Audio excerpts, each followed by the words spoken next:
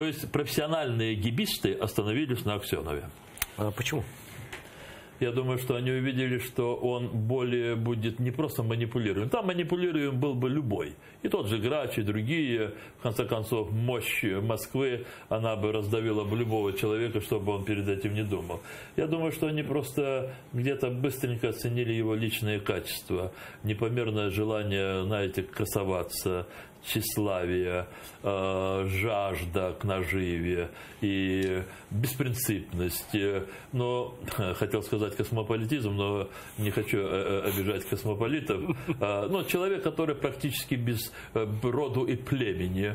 Я никогда от него не чувствовал о том, чтобы он с теплотой говорил бы о каком-то сообществе этническом или о какой-то территории с теплотой. Россия и русские, это для него и тогда был механизм, ну, политический механизм для достижения своих целей. Ну, цели, наверное, были большей частью экономические, если так можно сказать. Он же бандитствовал в Крыму, и все это знают. Ну, это само собой, да.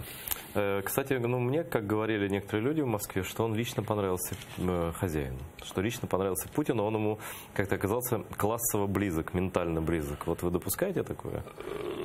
Насчет классового я не знаю, это надо далеко лезть им в черепушки, но такой сверхуслужливый вот в манерах человек, какими есть Аксенов, какие он проявляет по отношению к людям, которые сильнее или состоятельнее или значимее его, это да. Я видел, как он общался с Жарты покойным, как с другими общался, от которых, в общем-то, зависело его положение. И людям таким, знаете, тоже очень властным и не терпящим никакого чужого мнения, в общем-то, такие крайне услужливые люди тоже нравятся. Почему нет? Ну да.